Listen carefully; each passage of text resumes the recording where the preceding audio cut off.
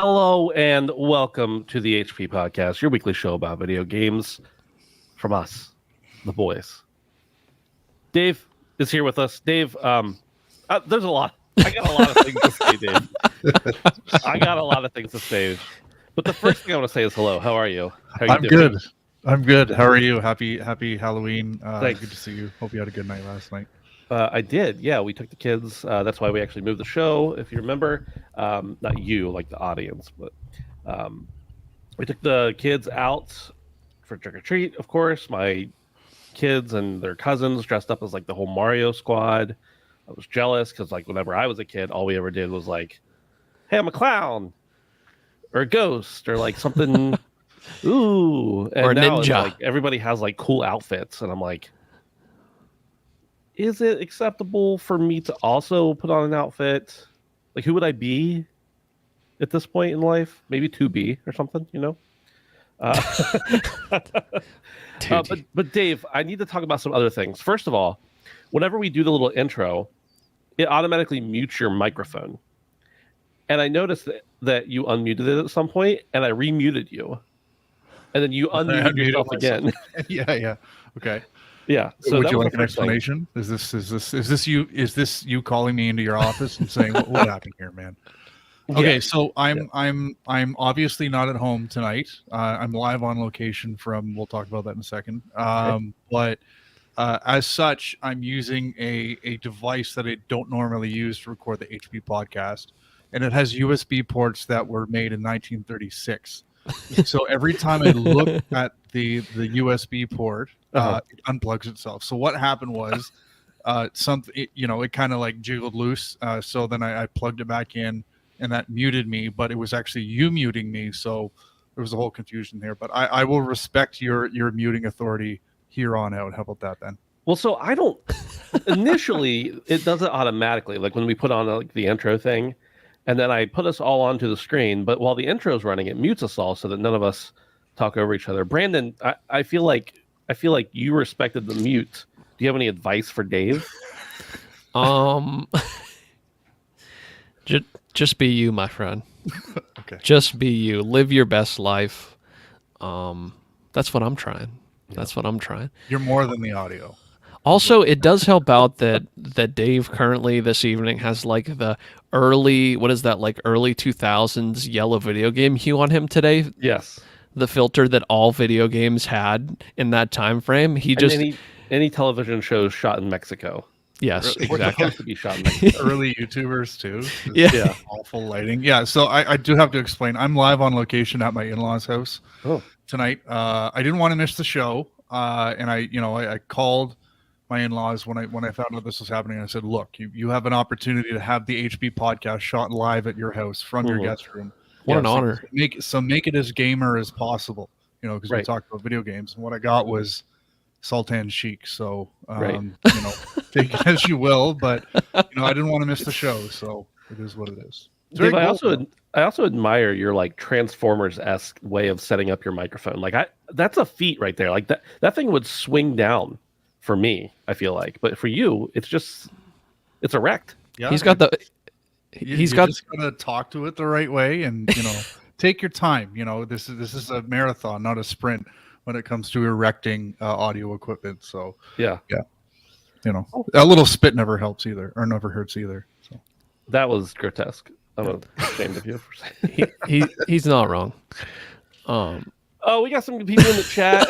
For those who are new or not new, this show, a lot of you, many of you, listen to it on audio, and we appreciate that. If you want to, you can also check us out normally Tuesdays at 7 p.m. Eastern on YouTube as well at the Dennis Handsome YT. Some of you are here right now saying good evening, saying bruh, saying hello, saying hey all, and of course saying hello, good evening, beautiful boys. We appreciate that. Thank you for being here. If you want to help support us in another way, you can go over to patreon.com/handsomephantom and sign up for the Patreon for as little as $1 a month. Really, it is just a way to show your support for the show. We do have some costs associated. We got to pay for StreamYard to be able to stream this. We got to pay for our hosting, all that kind of stuff. But, you guys help us out. We like to be here. So we pull some money out of our own pocket too. But, if you want to chip in, we wouldn't be upset about that. And also, you can join us over on Discord at handsomephantom.com/Discord. Hang out with us, chill. Sometimes not chill. Sometimes it gets a little weird in the Discord. A little rowdy. Always exactly know how things are going to go. But I think tonight we'll try to talk about video games more than we talk about feet. Like that's my goal. That would be nice in total. But yeah, Brandon, I've got you down here at the bottom of the screen, and the banner is over your face, so I got to remove that. But are you wearing an Overwatch shirt? I just need to know real quick. Yeah, I knew I was going to get asked about this. Mm-hmm. It is a Reaper shirt, one of the only maybe not morally respectable, but respectable Overwatch characters to play as. Pure DPS, that's kind of my role in these sort of games. But yeah, I wore it to work, and usually I wear things to work that I don't really care about ruining. Mm-hmm. So if that kind of gives you any sort of perspective as to my logic in wearing this T-shirt to work. But so I was gonna say, Poot in the Discord, sure, always says you can't disrespect Overwatch, Brandon. Yeah, and I was like, wow, Brandon's giving an olive branch. So that he isn't tempted, and then you just destroyed it by saying I wore this shirt because I wanted to destroy it. That's not exactly what I said. It is basically what you said, though. I wore it because it might get destroyed. I got to toe this line, Ben. I can't be too overt about the hate. He posted in the Discord last time someone walking like a slack line, and I feel like I'm balancing that line every day. Yeah. But yeah, we're here, man. We're here, and I got the Reaper merch on. In fact, the year Overwatch came out, I think my goal that Christmas was to see how much Overwatch merch I could obtain by asking for it for people for gifts, and I did pretty well. I got a pretty good haul. I probably got like a half dozen pieces of merch, but nice. Yeah, they're all kind of tucked away at this point. Now, Dave, before we get into the show proper, I need you to. It's just a brief story, but I need you to tell us the story you told us about what happened at your in-laws' house where you're currently on location recording. I don't know if there's fans outside or anything, but the paparazzi are there. But you told us a brief little story. I'd like you to repeat that for the listeners if and the viewers, if that's okay. Yeah, so never a dull moment. Again, I knew I was going to need to be here tonight, so I could have easily been like, you know what, guys, I'm not going to be on the show, but I thought I can make it work. I could sneak off into the spare bedroom for an hour while they're downstairs playing with my newborn daughter, and I can record the HP podcast. But sure enough, there's never a dull moment here. They somehow managed to lock themselves out of their master bedroom. So when we got here around 3 o'clock, we tried to help them. We tried to help them find the key. Turns out the key is in the room. Where it should be, honestly. Yeah, exactly. I was on YouTube Googling like how to break a lock and all that stuff. I'm on like a CIA watch lister now, something for sure. So yeah, we ended up calling a locksmith, and the guy said at like 5 o'clock, I'll be there in 30 minutes. So I'm like, okay, we're looking good. I knew this was a quick fix. 6:15 rolls around, he's still not here, and I'm like, of course this is going to happen. Sure enough, he got here right like about 6:30. Was able to finish pretty quick, but I was a little worried that there would be a lot of banging and drilling and lock breaking happening while I was on the show. So never a dull moment around here, but we squeaked it in time, so we're good. Nice. Well, I'm glad to hear it. I guess it's better than being locked in the bedroom. Is it? I don't know, because you have no obligations, and you can establish a P corner early. My mother-in-law came home from work, and she works at like a daycare, and she came home in her uniform, and she couldn't go into her room and change and shower and do that stuff. And I really felt for her, because when you come home from work, first thing you want to do is change. And if your bedroom door is locked, like you literally have access to nothing, especially Absolutely. Like their bathroom is in their bedroom, so you can't even get in there. There are other bathrooms, but yeah, that kind of sucks. But yeah, man. get in there eventually. I'm sure all the people in one room homes are really upset for your mother-in-law not being able to. Well, speaking of being really upset, let's get into the video game news for the week, I suppose. That's a great way to lead it off. Anytime the show starts off like that, it's going to be a good time. Let's talk about number one, the Bungie layoffs. And of course, we'll talk about the broader industry as well. But this is the big story right now. Number one, Bungie, the developer behind Destiny 2, has reportedly laid off around 100 employees. The reasons for these layoffs, according to Bungie CEO Pete Parsons, stem from Destiny 2's underperformance over the past year and lower than expected pre-orders for the upcoming expansion, The Final Shape. Employee feedback indicated that player sentiment for Destiny 2 had reached an all-time low, and staff had been pressing for changes to boost player satisfaction. Furthermore, sales at Bungie are said to be running 45% below the company's projections. This underperformance, coupled with the delayed release of the Final Shape expansion from February 2024 to June, seems to have led to the layoffs. Among the employees affected by these layoffs is the renowned composer Michael Salvatore, known for his work on Destiny 2 and previous contributions to the Halo franchise. While the exact circumstances of his departure are not entirely clear, although we're pretty sure, there are speculations that he may have voluntarily retired, although some sources suggest he was laid off. Almost done. The series of layoffs at Bungie is part of a larger trend in the gaming industry, with several game development companies having made similar moves this year. Despite 2023 being a year filled with highly anticipated game releases, it has also witnessed several studios, including Striking Distance Studios, BioWare, Ascendant Studios, Naughty Dog, Telltale Games, and Media Molecule implementing layoffs for various reasons. There's a lot. I think I saw like over 6,000 layoffs that we knew about this year. And I didn't actually write that into the story, but I'd say there's even many more than that. We're just like gracing the surface of it. Epic. Yeah. So as always, I'll take the, at some point here, I'll take the measured response of Business Ben and Bleeding Heart Ben. I definitely have sympathy on both sides of the situation. But Brandon, let's kick it off with you. Yeah, I mean, all these layoffs, and specifically the newest ones, the ones that seem to be hitting the industry the hardest right now is Bungie. So, and you've got a long tie to Bungie. Yeah, and I just hate that we keep having to talk about this. It really is a truly heartbreaking time for so many people losing their jobs. In one of the biggest years in gaming that we've had, I would imagine we're also seeing some of the biggest profits and sales that we've ever had, coupled with these large game releases that are acclaimed. So to see stuff like this come out time and time again, I mean, every single week we're talking about at least one, and I think we have been for months now. And that's just a very crappy thing as someone who enjoys the game, who enjoys the ecosystem, to kind of hear. And it kind of worries me a little bit. I've seen a lot of speculation as to whether this has been kind of a top-down thing. I've seen some reporting that says this is Sony. I've seen some reporting that says this is absolutely not Sony. To me, it doesn't really matter. The statement and the facts still kind of stand here.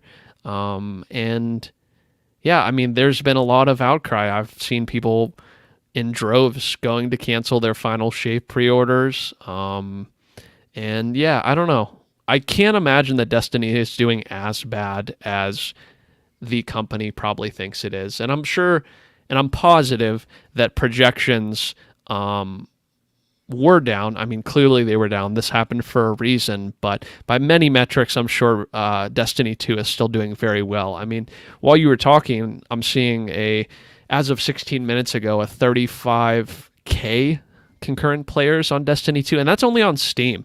And I would imagine that you could pretty much secure in that there would be at least that much on both PlayStation and on Xbox, even if they weren't combined.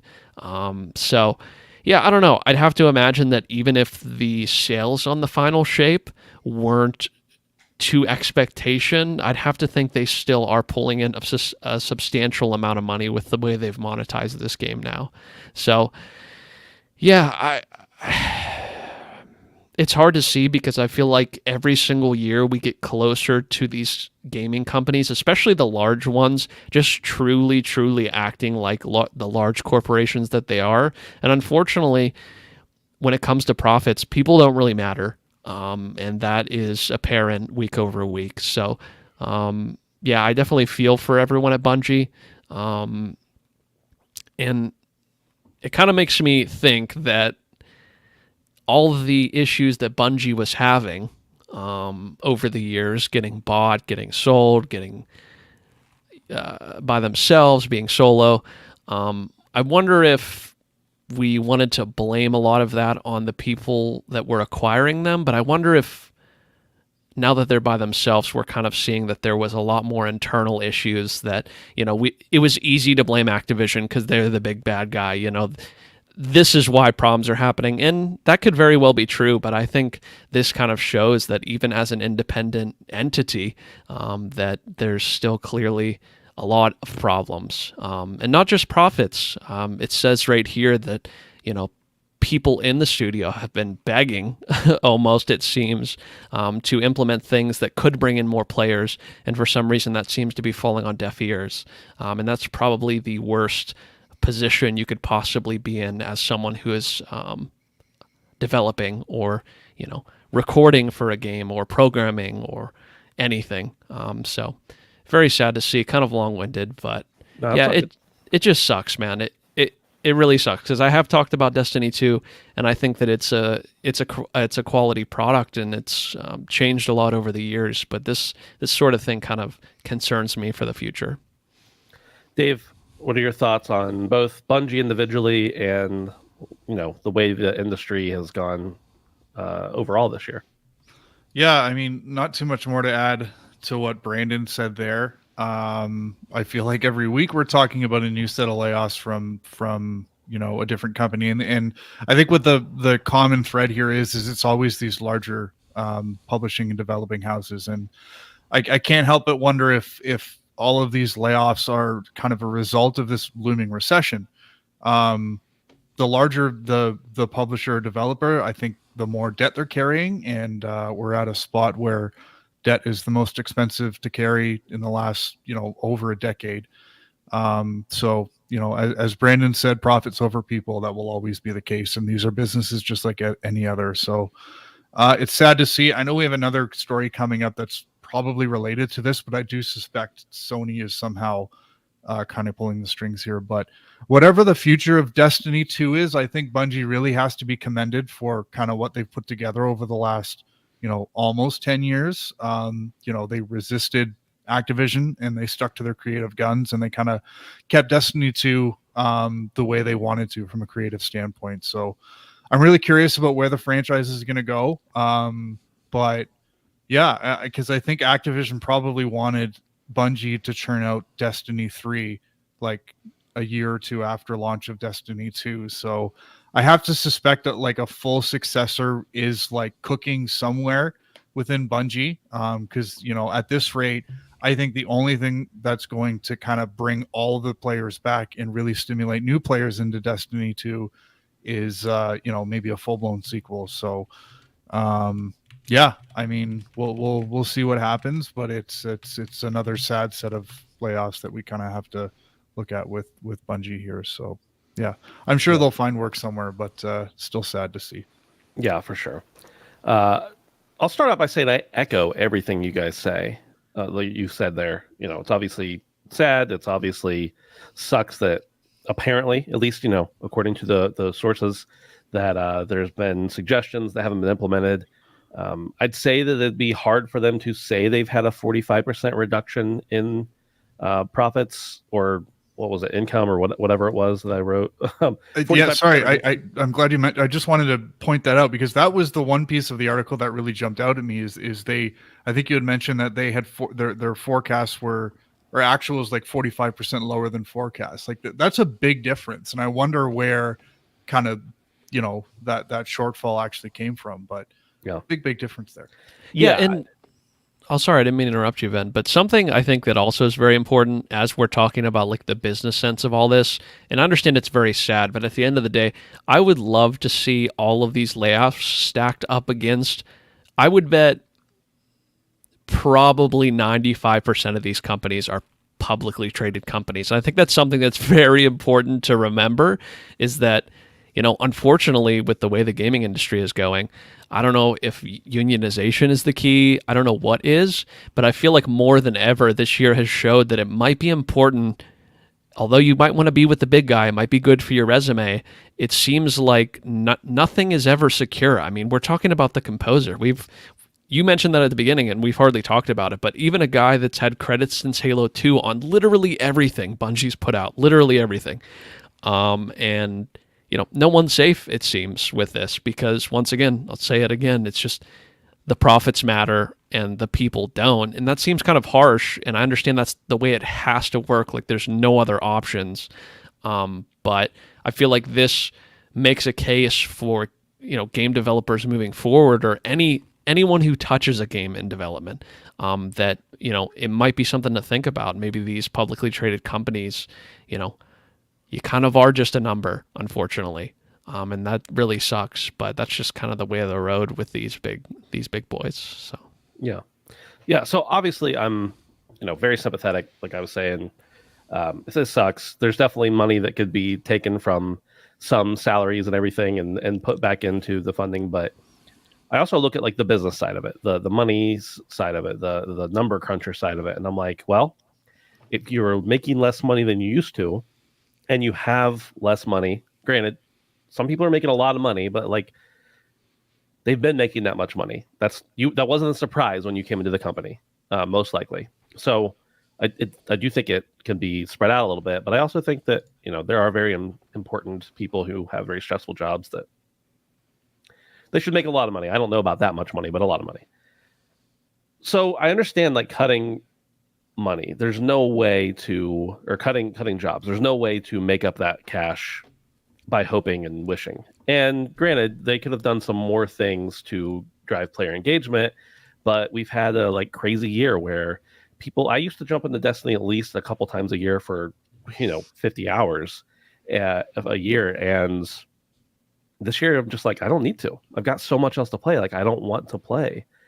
So it's hard to say that it's anybody's fault, and also hard to say that it's not somebody's fault directly. Like there's definitely a leadership issue here when you're laying off people in this amount of people, and when they're looking at 45% less than forecasted. I also think that we talked in 2020, 2021, 2022 about like record profits, and we're still looking at like great profits for a select amount of games. But I think that people probably, and I know this from talking to some people, that people overhired, in order to get things pumping and to get things moving. People overhired, and so now we're seeing some of those people being laid off, which again sucks.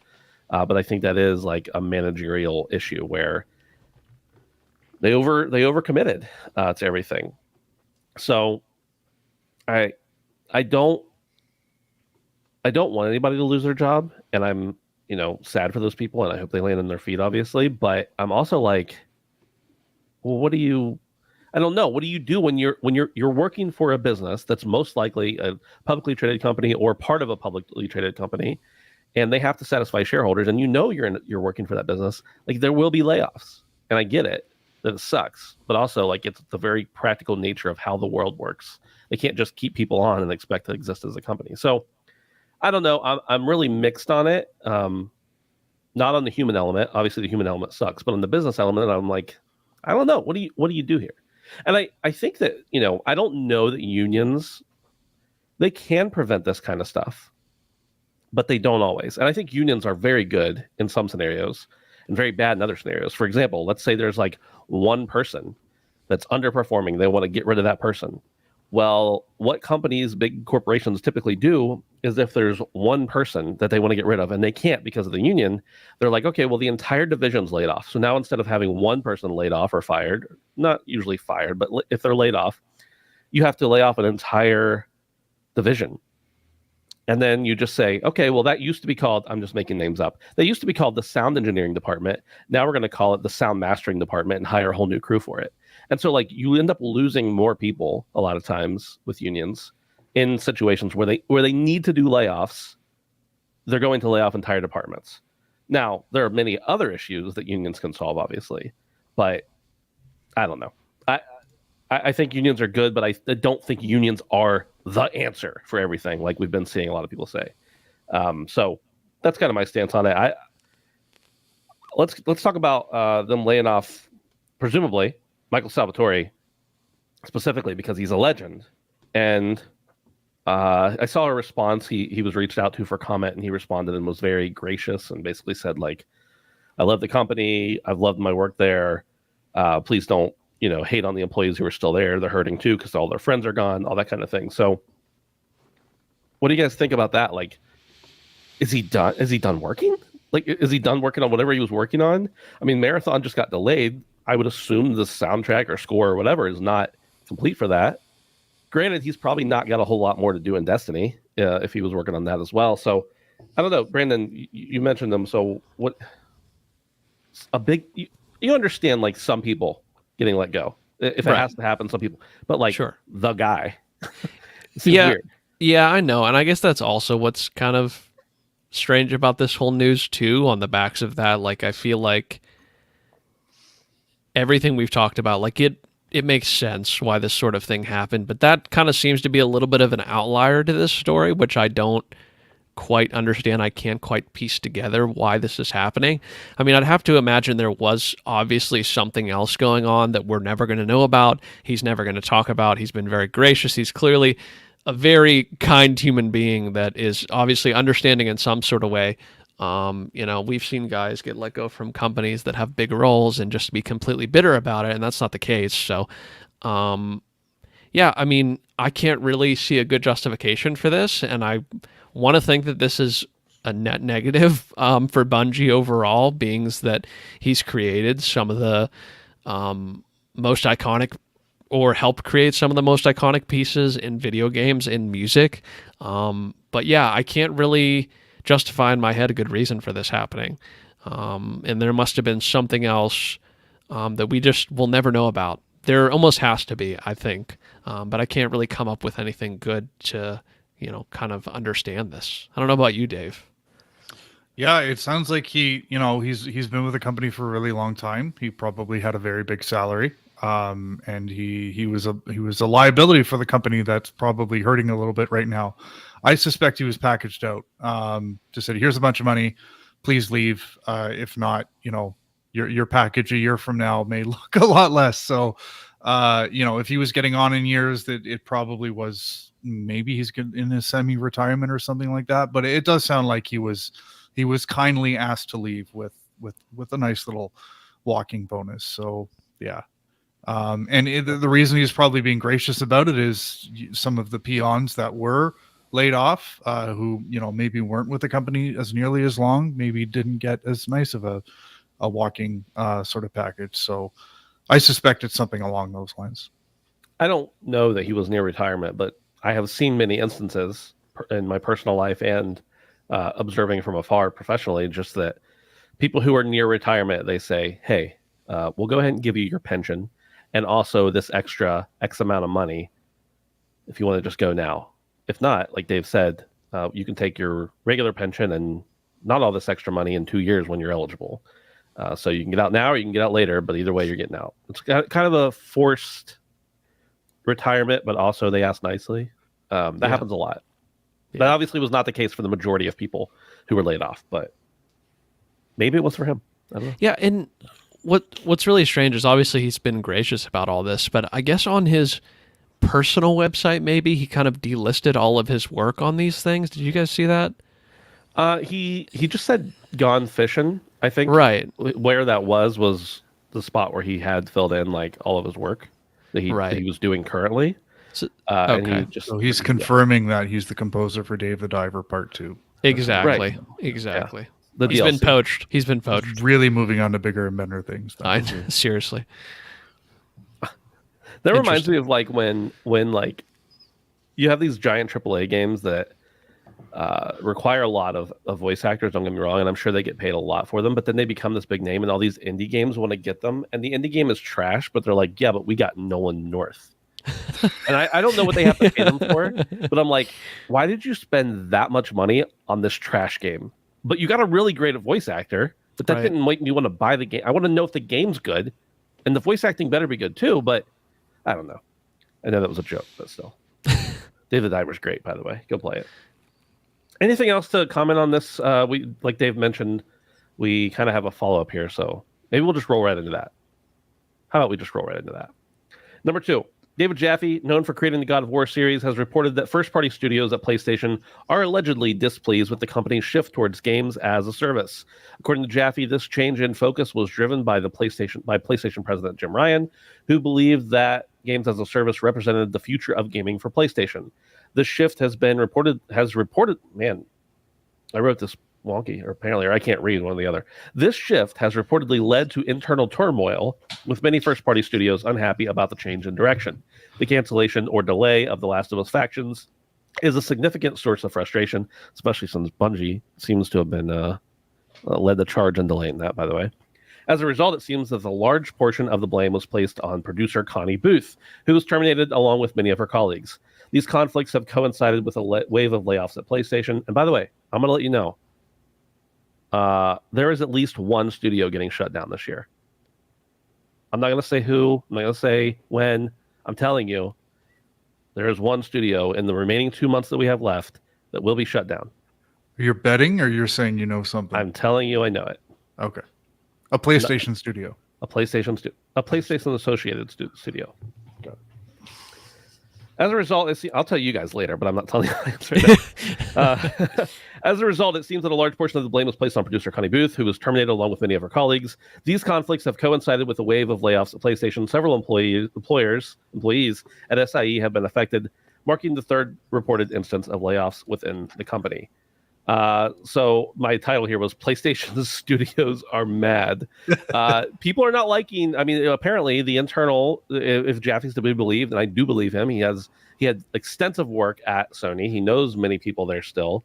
And I don't doubt that at least he got their perspective, and their perspective is the studios, they don't want to make games as a service, or at least not as a whole. They don't want to be shifted entirely to that. They want to keep making the games they're used to making, Sad Dad simulators and the like. So I don't know, Dave. What do you think about the internal turmoil at PlayStation? Is Jim Ryan to blame? Will I don't remember his name, Hideki Totoki, fix it all? Where do we go? Where do we go from here, PlayStation? Yeah, I mean, the first thing I kind of noted here in my notes is there any relation to the Bungie layoffs? Because I mean, as soon as you get acquired by a big company, it can all look great, and our saviors are here, but the first thing they do is look at your balance sheet and find places to make extra money. And I agree, if this report is true, and there are people within the PlayStation Studios umbrella, which is quite big now, who have apprehension about this new direction and this new strategy, I agree with them, because over the last 10 years, we've seen games as a service take down some of the most revered studios in the industry. I'm looking at Bungie. Not Bungie, BioWare, and I'm looking at Crystal Dynamics. Like, these were like renowned developers that were just torched by this business model, like horseshoed into a video game. And I think for every 10 games as a service games that are launched, there's like one or two that are long-term successfully or successful long-term. So I don't know, this delivery model, this strategy, it just kind of seems to be a death sentence to like so many development cycles. And I think it just kind of like breeds scope creep. And it I don't know, it doesn't work out too well. And looking at, a developer that has historically made really good single player games and saying, okay, now make that a games as a service. We've just seen the same thing with Redfall and Arcane. Like, it doesn't, I don't know. I really feel for people who are potentially being told, great that you made, these great games over the past several years, but now we want you to make something that's going to generate revenue for a long, long time. Because it's just so slimy. And I mean, as you alluded to there, Ben, the real question is now that Jim Ryan is out, was he just a figurehead for this strategy, or was he the real driving force behind this sort of move? Like, we've seen a lot of decisions over the past few years since Jim Ryan took over the reins that were clearly just there to make a buck. They're not there to make gamers happy. They're not there to make us feel better about owning a PlayStation 5. It's there to make a buck and make IP more valuable. So yeah, I really want to see what Totoki's going to do when he actually comes in. Is there going to be a change in direction? But in any case, if there is anger, if PlayStation Studios angry, I totally understand, because this is a killer for studios.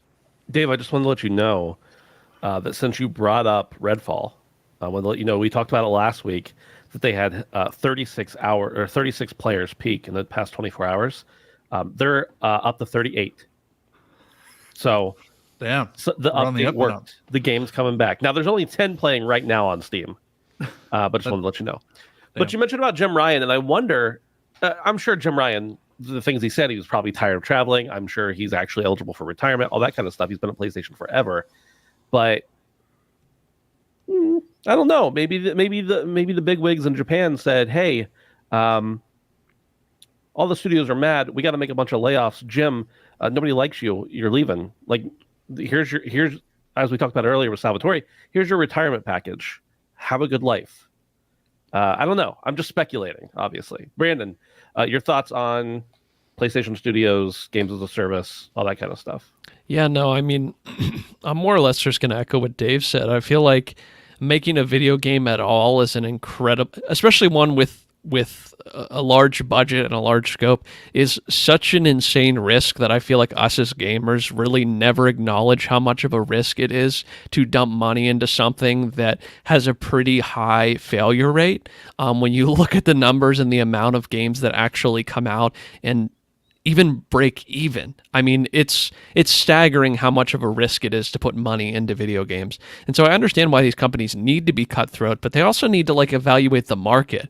I mostly just feel for the developers because, as Dave said, it's like you're taking something that is so inherently risky and making it so much more risky. I mean, I feel like, games as service, I don't know that there is a more risky model at this point. I mean, we've seen so many studios try this, and there seems to be no great middle ground. It's either a complete catastrophic failure, servers being shut down within the year, or it's you make a bunch of money.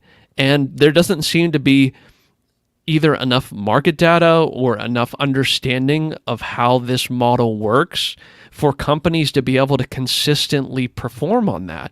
And until that comes to that point, I mean, you can't ask these big studios to completely change their models when the risks are so high. And whether that's Jim or not, it's kind of irrelevant for me. It does kind of scare me for the future of Sony. And I'm really hopeful that, this giant kind of understands what's happening and listens to their studios.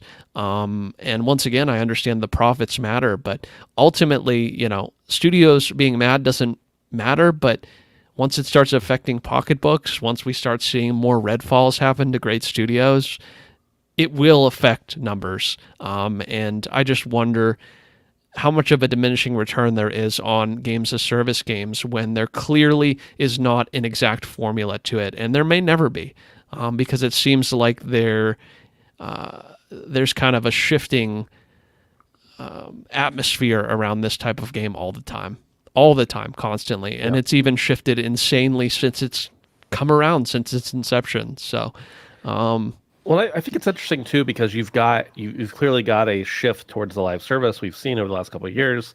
Those games haven't all come out yet, of course, and I've not been in a boardroom meeting, I've not been inside anybody's head, but I can just feel them saying like, okay, we've got 10 live service games. If we get one game that performs 3/4 as well as Fortnite, we're set. And by the way, the other 9 studios, bye-bye. Like, if you're working for one of those studios, you know that a layoff is probably coming. You have to. Because that many live service games are not going to make it. And they know that. It's a gamble. It's let's put a bunch of money out, and we'll lose some of it in some areas, but the places we make money in are going to cover that. And it's smart. Really, that's business, from a baby. Very practical business standpoint. But if I'm one of those developers making a live service game, I'm thinking, oh, shit. I got a 90%, I got a 10% chance of keeping my job here, right? And that's only if it does really well. Yeah, and not 45% under expectations. Not 45%. Yeah, who would have guessed Destiny 2? Now, granted, we're 6 years into the life cycle of the game, right? But who would have guessed that it would be 45% under expectations? Because you assume they didn't make crazy expectations, crazy forecasts. They probably a year after they got bought for $4 billion. Yeah. Real quick, in the chat here, Jimmy Dean says, going strong. I assume you're talking about Redfall there. Lockmort says, nearing Halo's numbers. Nice. Let's see. Halo is currently, 42 minutes ago, 8,395 players. Woo! On Steam. There's been a bit of a shift in in narrative, I feel like, for the new season. Well, they're making some good changes. We don't have to talk about it, but some of the Forge stuff they added actually is kind of cool. it is, but we're looking at a peak player count for the last 30 days of 18,000 for one of the largest IP in the world on Steam, where it is free to play. That is not good. I know. Yeah, I'm not saying it's good, but it's I'm not rebuking you. Ash says Keeley better reconsider Redfall in the GOTY conversation with those kind of numbers. 38 concurrent players. Now, granted, Redfall is very much. If I was going to go back and play Redfall, it would definitely 100% be a Game Pass game for me. I would not purchase the game on Steam. So I will give it a little bit of the benefit of the doubt that maybe it has like 138 players on Xbox. Okay. But that's not good either. But a free-to-play game of one of the largest IP in the world, currently sitting at 8,400 players. No, It's Master bad. Chief would be shedding a tear right now. It's sad, is what it is. Yeah. And lastly, Lockmort says the next one that will succeed is the finals. So there's no room for another one in the year. The finals, we talked about this a lot back in the day. Yeah, the I'm finals excited. is doing crazy numbers right now. Now, granted, it's in the beta phase, but it's going to be a free to play game, and it's a different one. I'm not saying it's going to succeed wildly, but it's got more momentum behind it right now than Halo has had in 7 or 8 years. So it'll be interesting to see how that works out. Boys, anything else to say about PlayStation Studios are mad? Okay. Xbox ditching third-party controllers. Number 3, starting November 12th, unofficial third-party controllers and devices will no longer work on Xbox systems, resulting in an unauthorized accessory will be blocked from use error. Microsoft is likely tightening this restriction to enhance security and prevent unfair advantages in gameplay. Gamers who use third-party controllers or accessories, especially for specific genres like fighting and flight simulation games, may be affected. This story, I think, originally was broken by Windows Central. Windows Central, and then of course it's been spread around all over the place. But I wanted to give them proper credit because this was not something Microsoft announced; it just kind of was found out. But I don't think the three of us are very much third-party controller people. But I feel like there have been times in the past where I have been. Dave, dude. Oh, go ahead, Brandon. No, I was just gonna say I'm gonna have to pack away my Mad Catz controller now. Dude. Okay, so Mad kind of Cat? pissed about it. What's my little brother gonna play on now? Yeah. Mad Catz is it's back. Somebody bought. Are they name. really?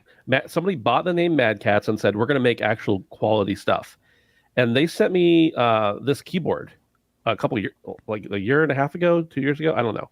I can't remember what it's called, but it's a 60% keyboard. It's called the Mad Catz Strike 6. They sent me a mouse and something else, so I haven't used the mouse, but actually I did use the mouse. But the keyboard, it's really, I've had a lot of keyboards and I've paid a lot more than this keyboard cost. And this Mad Catz keyboard is legit.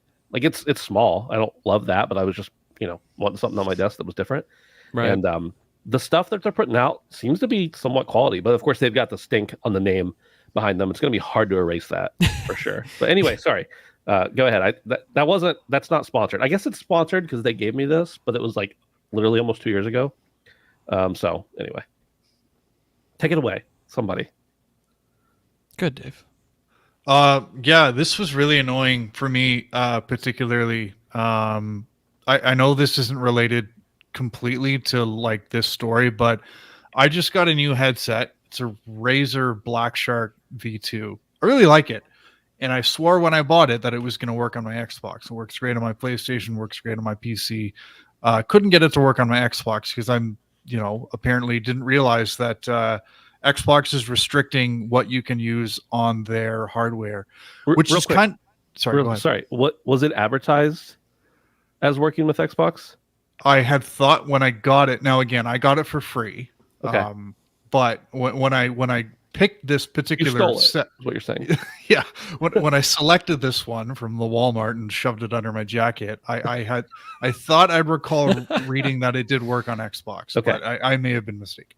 The only reason I was asking is because I believe headsets all are, if they advertise it, all headsets have gotten approval. Like there's something about headsets where they have to get approval or pay the licensing fees. Whereas controllers, fight sticks, stuff like that, you can put them out and say they'll work, but the platform holder doesn't have to recognize them. So anyway, I was just curious if they advertised it and it didn't work.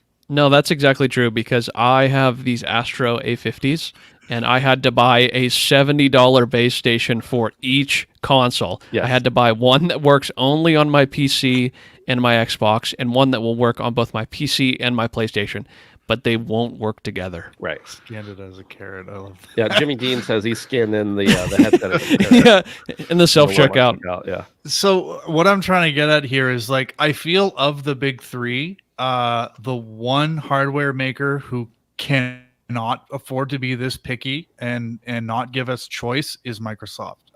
I'm all for consumer choice. I think you should give your customers the choice, as much choice as possible, whenever there's an opportunity to give them a choice.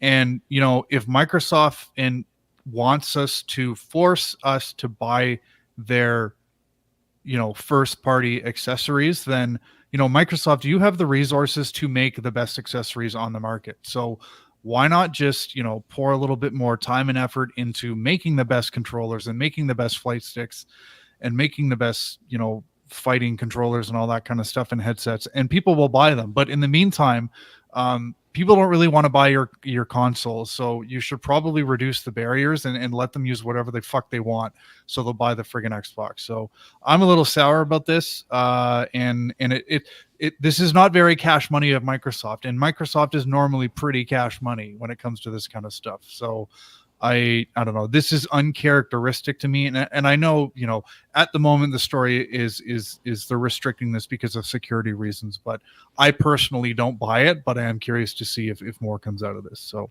I'm PlayStation Studios are angry. Dave's angry too. So Brandon, I've seen some people also saying that maybe they're going to start licensing more stuff and making it specific for certain people to be able to work with them, but they got to pay a fee, obviously.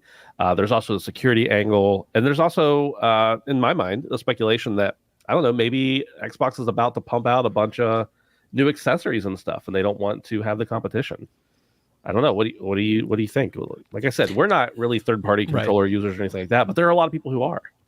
Yeah, and I think that regardless of any of the examples that you set forward, which are all good examples and would make complete sense, I feel like this is clearly a net negative for all consumers, and I don't really see any way around that. I don't think I really buy into the whole security risk thing. I just don't buy into that. And I think that this is ultimately a scummy play towards, cornering the market on their own systems, which is never good. There's many third-party accessories, headsets, controllers, game pads, flight sticks, etc. Some things that aren't even offered. And I can agree with you and say that maybe they are trying to, up their accessory game. But even that being said, it's like, if the application is there should be no limitation through the software as far as I'm concerned. We never have this sort of conversation on PC, and the fact that this is now coming up from Xbox just seems like archaic in a lot of ways. And once again, I'll say it just kind of scummy. So really not into that. And someone in the chat brought up a good point. It really affecting potentially the fighting scene. And they had mentioned, flight games and everything. And that's just, like I said, net negative for the consumer. And we're kind of used to that now in the big business of gaming. As the gaming industry increases, we're going to continue to see things like this. I just really hope this doesn't set any sort of precedent for any other company to kind of rope in some of the profits they're missing out on. Yeah, I'm trying to think of the last time. I know that this is not gaming related, but iPhone. There have been times in the past where I've, been on a trip or something and was like, man, I didn't bring my charger. I got to grab a charger. And I buy the cheap one because I know I'm only going to be using it for 3 days. And iPhone's like, this accessory is not supported. It's like, it's the exact same thing. You just didn't make it. Come on. Like, that sucks.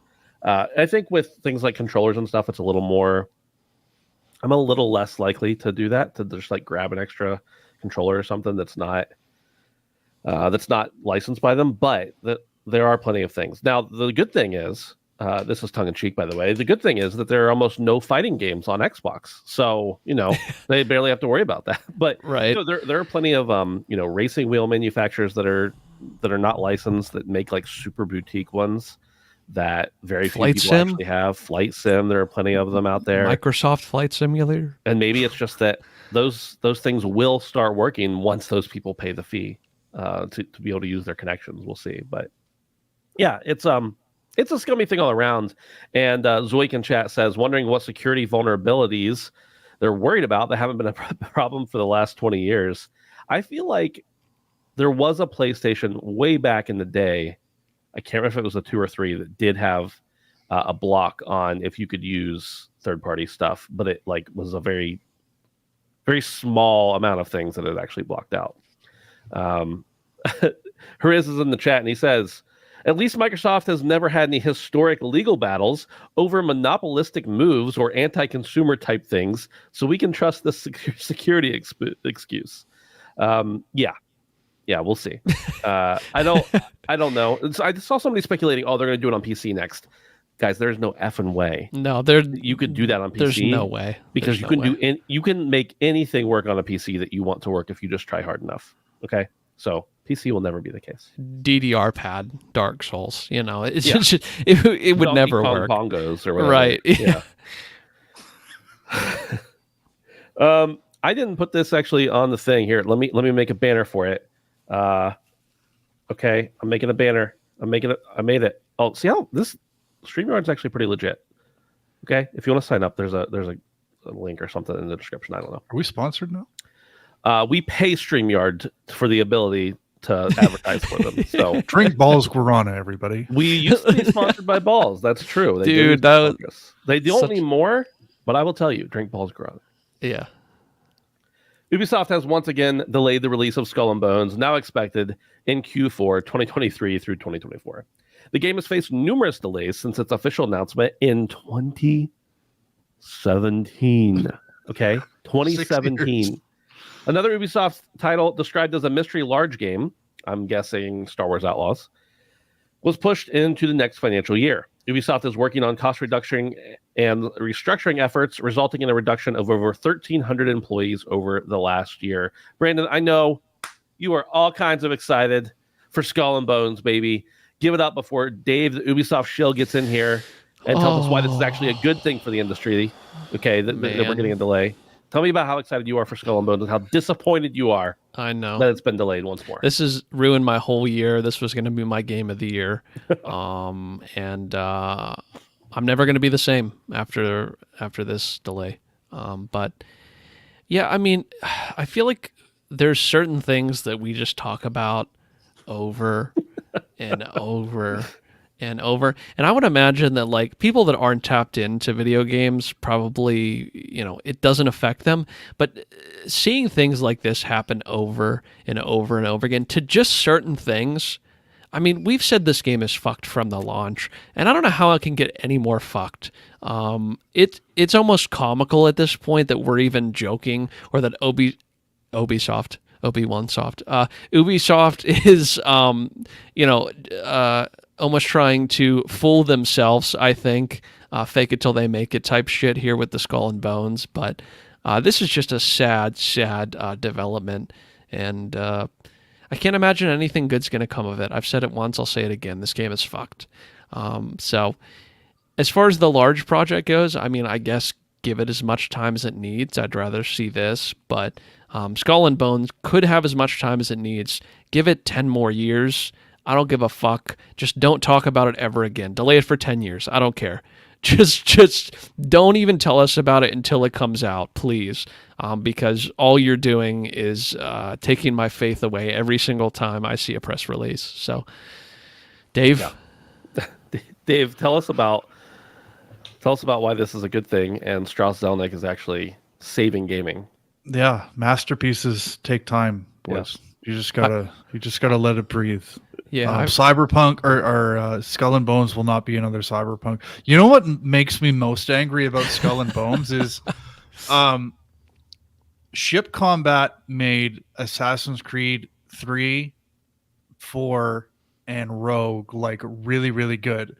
And there was a little bit in Assassin's Creed Odyssey, but I feel like if Ubisoft hadn't decided to make a standalone naval combat game such as Skull and Bones, then we would have gotten a lot more naval combat in the subsequent Assassin's Creed game. But I suspect Ubisoft probably said to the teams that were working on Assassin's Creed games, like, leave naval combat out for the most part, because we're going to save that for this awesome game that's going to come out in 2018 at the latest, we promise.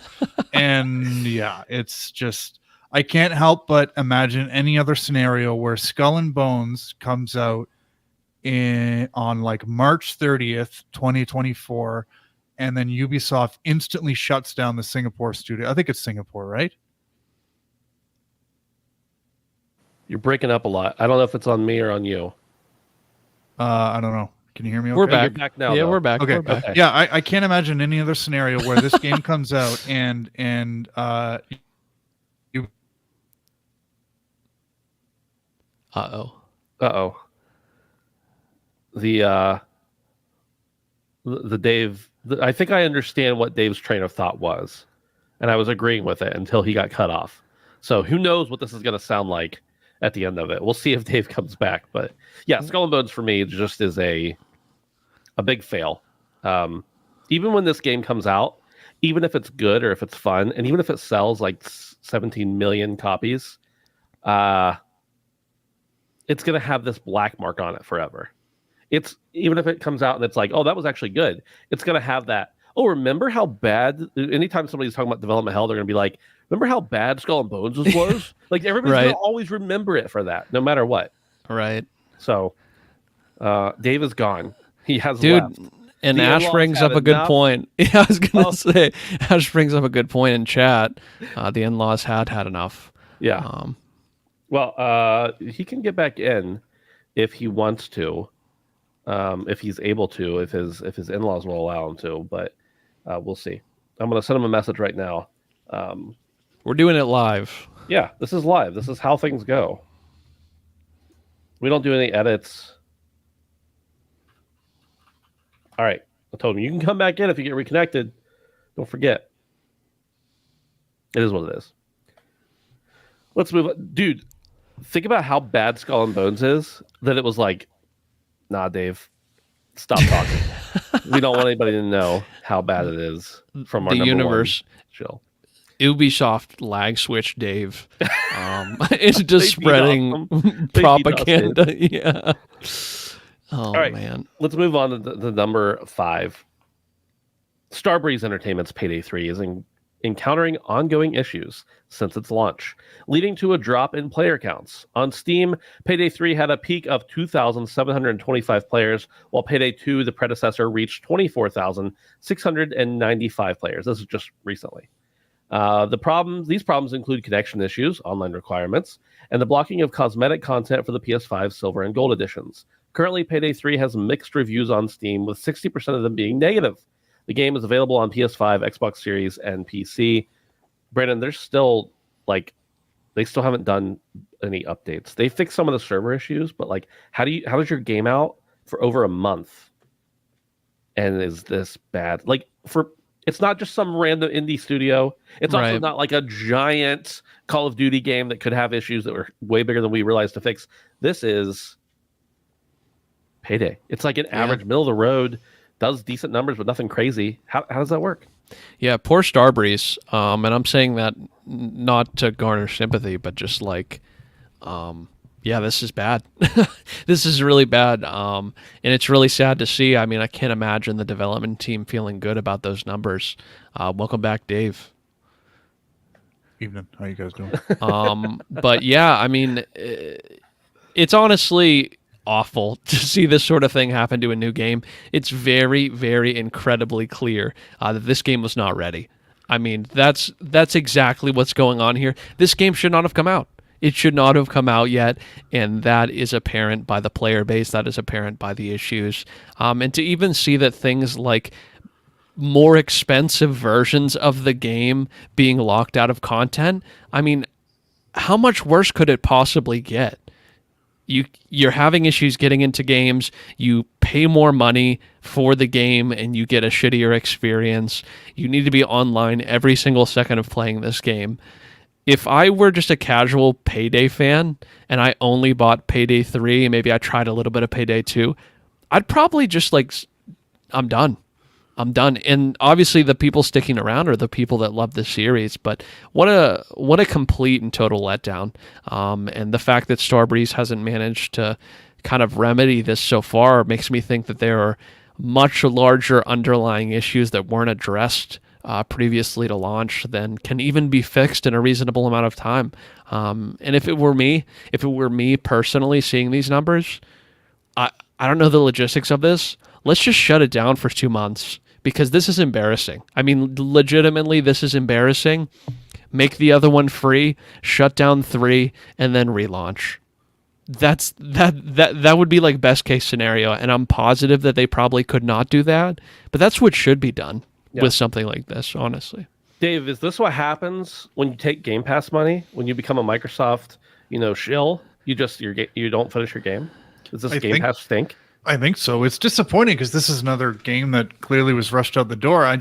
This is fascinating because this is PayDay 3, so we have PayDay 1, we have PayDay 2. How did they just forget how to run this game? How did they forget how to operate these servers? It's kind of baffling to me how you can launch the third game in a series, which from a framework perspective is very similar to the first two, and just forget how to make it work. It's really odd. Are either of you PayDay fans, by the way? I've played like a couple matches of PayDay 2 and I liked it, but it felt like a game I needed to have people I actually knew play with. So if, predictably they will fix PayDay 3 and in, 6 months we'll talk about a pretty good game that is pretty stable servers. And, we'd all probably check it out. And I think long-term that's going to be the case. This isn't going to be remembered as a game that was just a complete failure because it's probably a good game underneath. It just sucks because this was probably a lost opportunity to pick up a lot of new players. So I think inevitably in the long run, PayDay 3 is going to be fine, but it is baffling how they managed to screw this up. So yeah, baffling is a good word for this scenario specifically. Boys, it's time to talk about what we've been playing. And Brandon, we'll start with you, I think. Yeah. And Brandon, I think you and I, your only game is a game I've also been playing, so I'll riff off of that and then we'll go from there. Yeah, so at the end of last week, I got shamed live on air for not purchasing Spider-Man, and I will say I remedied this, as I said I would, and that's actually all I've been playing this past week is Spider-Man exclusively, and I've been having a lot of fun. I will say that I'm not like foaming at the mouth to play this game. Sometimes when I play games, I am consumed by them, and they're all I can think about. And I am glued to the TV every single second I'm playing them. That isn't this sort of game, but what I will tell you about this game is that the mark of quality and the standards that are put forward in this game are incredibly high, and that shows every single second you're playing the game. I was talking to somebody about Spider-Man 1, and they were asking me what I thought about 2, and the best way I could describe it to anybody is that if you like the first one, it is exactly like that in almost every single way, but better in every single way. And I think that's kind of the sticking point there, is that, the quality is super high in all ways, literally front to back, quality really high. And they've just made a winning formula even better. I think that playing this will make it nearly impossible for me to go back and try and finish Spider-Man 1. Who knows? Maybe I'll do it someday, but I'm having a hell of a lot of fun. This game just looks and runs beautifully. I will say, as a side note, me personally, there's something a little bit too squeaky clean about this game for me. I wish it had a little bit more teeth. I wish it had a little bit more grit, but that's not the type of story it is. It's not, it isn't like a Batman. It isn't like dark and gritty. And there can be sad moments. I'm not saying that. And there is some tragedy in the game. I'm positive of it since I played the other ones at least a bit. But everyone's so happy. It's Spider-Man. There's going I to be know. tragedy. Yeah. I know. But Always.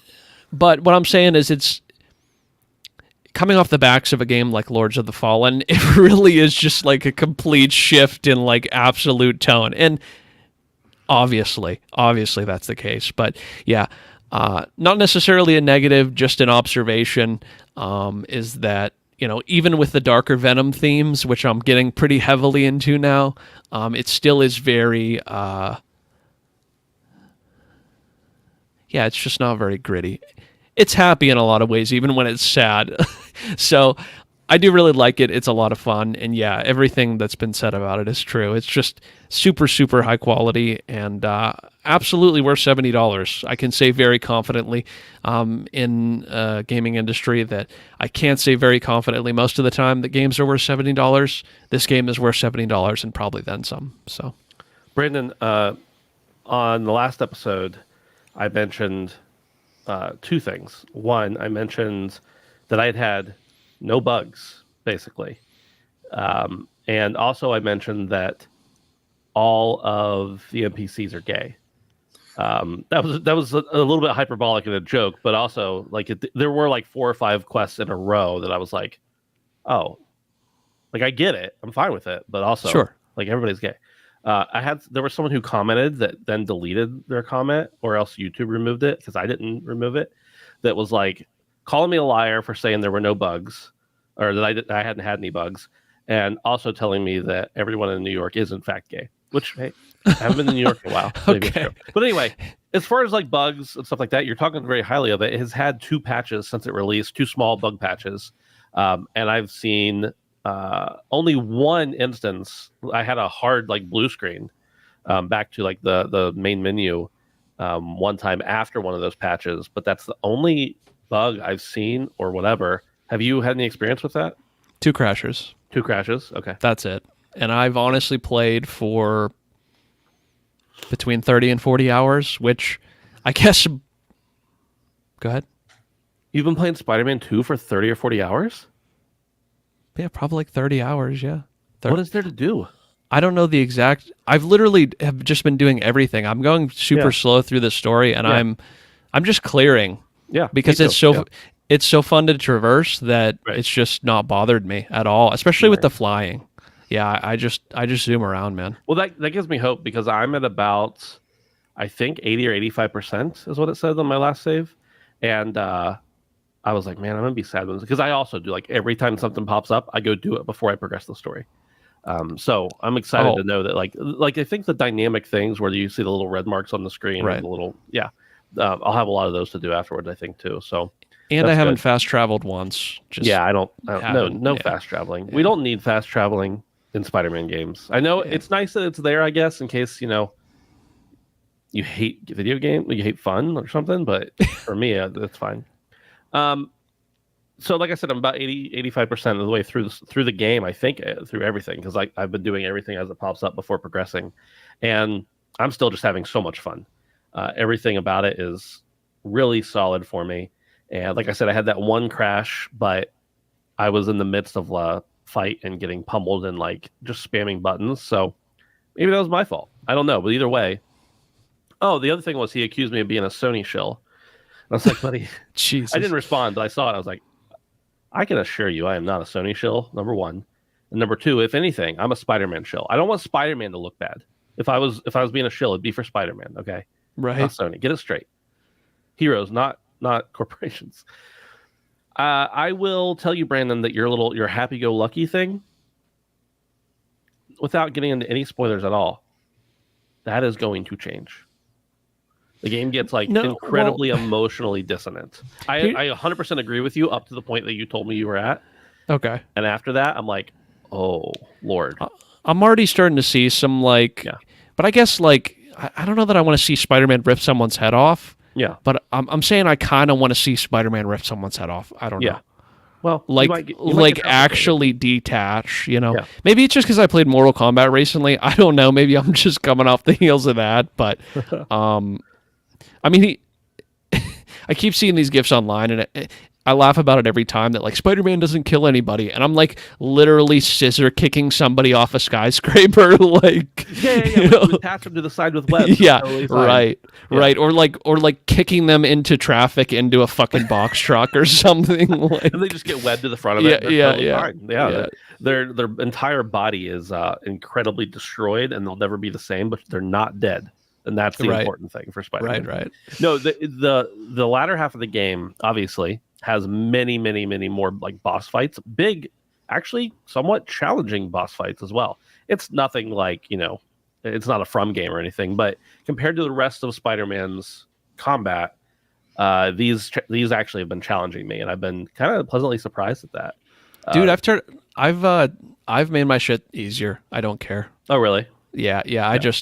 I want to feel like a badass. I'm just beating the shit out of everything. So, and it's actually really nice. More so than most video games I've ever played. You can adjust the difficulty down to like enemy damage, enemy health bar, parry window, game speed. Like it's insane the minutia you can get into to kind of like tailor the experience to your needs. Yeah. Yeah. So I've been having a great time. I'll probably finish it up. Honestly, I may finish it tonight. That'd be dope. No, actually, I might not, because I got to work some more tonight. But I'll probably finish it within the next day or two, and I'll be anxiously awaiting the DLC. Hopefully, it's better than Spider-Man 1's DLC. And I never buy DLC, but for Spider-Man, I will buy DLC. Like that's my guy. Sorry, that's what I'm gonna do. So I've been having a lot of fun. It does get really a lot more emotional. It gets a lot more gritty. The boss fights are really cool. Some of them are a little spongy, of course. And there's more. I was just fighting a boss right before the podcast that I did not even expect to be in the game. And that was cool, because I was just like, wow, I did not expect this. And I've been reading comics for like 30 years, and I still didn't expect that boss to happen. So the fact that it was in there, and the fact that the way they've done it, the way they've done all the characters, all the enemies, all the characters in this game, but they're making some changes for people who are longtime, lore fans like myself of Spider-Man, that I'm like, wow, that's never happened in the comics. That was a cool take on it. And I'm okay with that, because it's a different medium. It doesn't really bother me too much. And even when they make changes in movies and stuff, that doesn't usually bother me, because I know that like the source material is still always going to be there. You can change it in another medium if you want to. So it's been good. I'm really enjoying it. The story's actually pretty good. There's some weird parts where I'm like, that would never happen. But of course it would never happen, because it's Spider-Man. Right. There's lots of things that would never happen. So also I'll definitely Ben, finish it and platinum it for sure. I think I might platinum this as well, and I'm glad to see there's no missable trophies. Oh, really? But good. I'm going to go back on what I said. I played between 20 and 30 hours, because I actually just looked.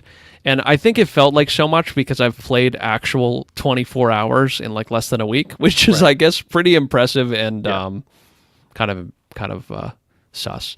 No, I wasn't doubting you on that, but I was like 30 or 40. And in my head, I was thinking 40. I'm like, what is there to do in 40 hours? Like, I feel like I'm going to be done in a few hours, and I'm probably at like a little more than what you have. So yeah, it says 24. So that's okay. Between 20 and 30. Well, that's good. I mean, you said you don't feel drawn to it, but at the same time, you've played an entire day in the week. So that's... Oh, don't get me wrong. It's super fun, but like, I don't know. Games like... It's not always From games. It truly is not, but like sometimes I get like consumed by games, and it's been fun. It's just not like... I don't know.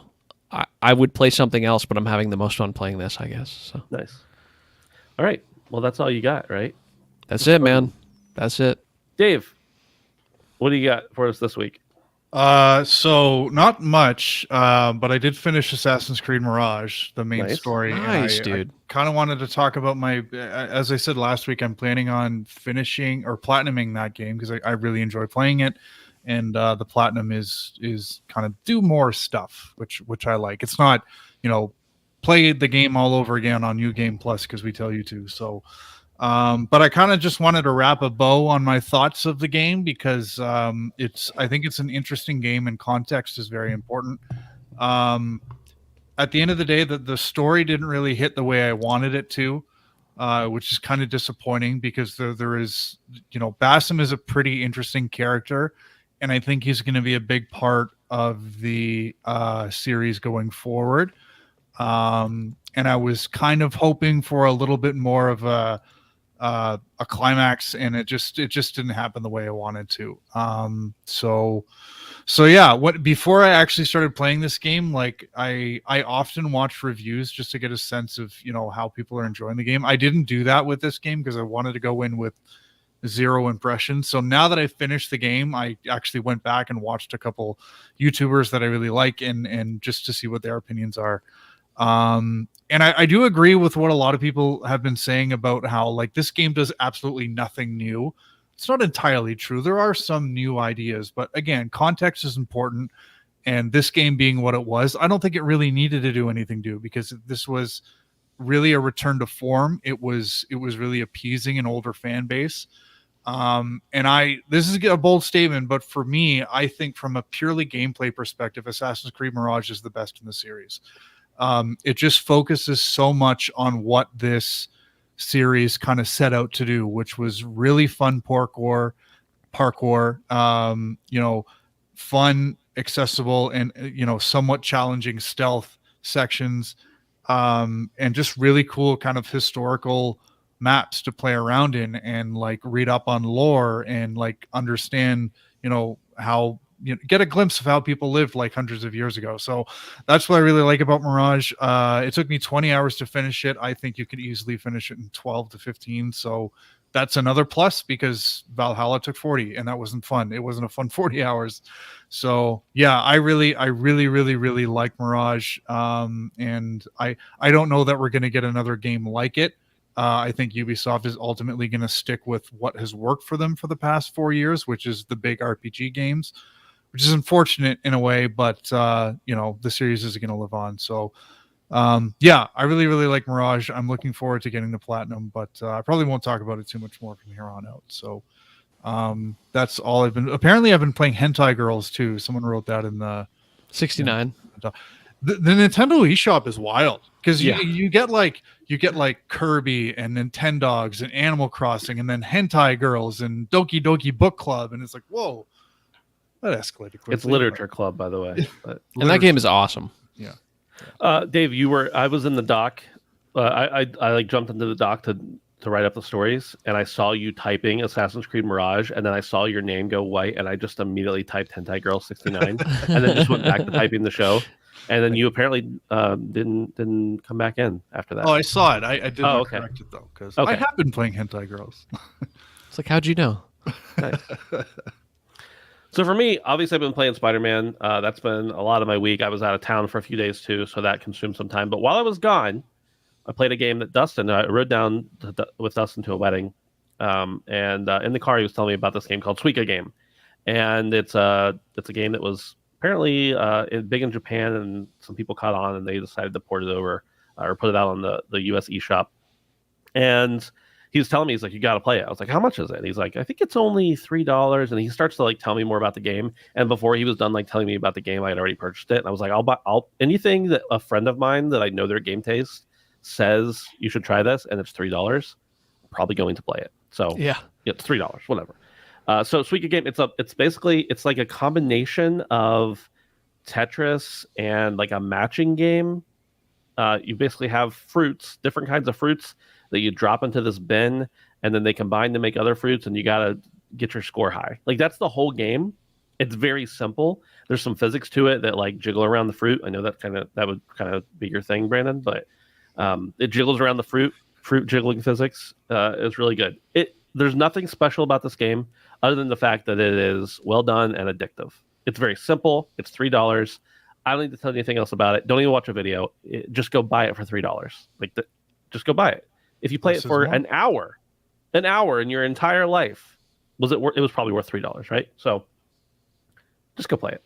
The other thing is Mario Wonder, and I am probably about halfway through this game. This is another thing that Dustin and I discovered. Our friend Dustin and I discovered that we are simpatico on, is that we were both telling each other how before we progress to the next level, we have to finish everything in the level before. And that's not usually how I play Mario games, especially since there's no, like, not that I'm a platinum hunter or anything like that, but there's no achievements, there's no anything like that. But every level has, like, you have to collect X amount of little flower tokens, and you get wonder seeds, and you have to get a wonderful rating on jumping on the flag at the end of the level, and you have to find the secret exit. And so all of those things will pop up in different icons on when you load into the screen.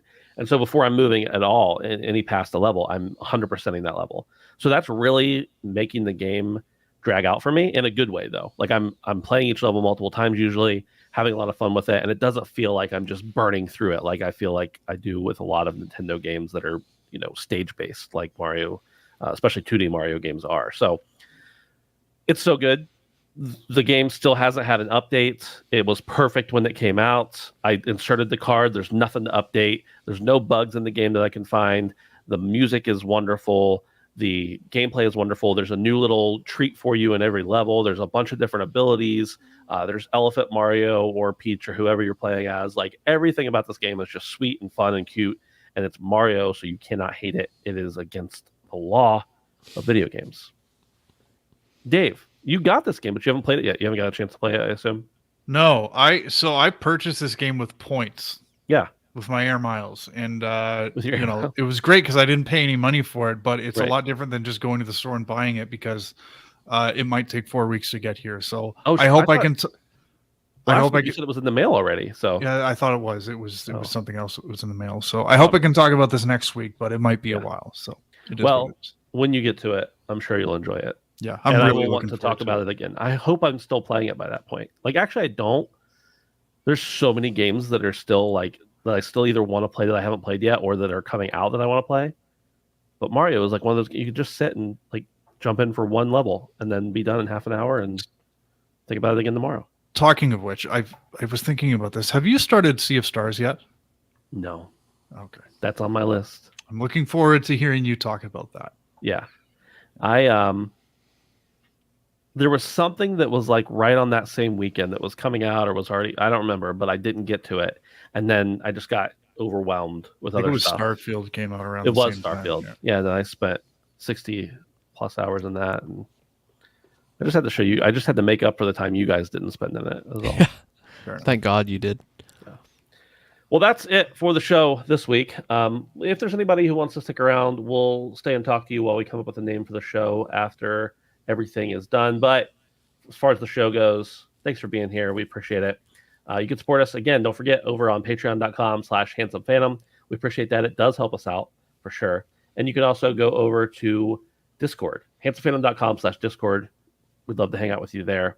And more than anything, if you're watching the podcast on YouTube, leave it a thumbs up, subscribe to the channel.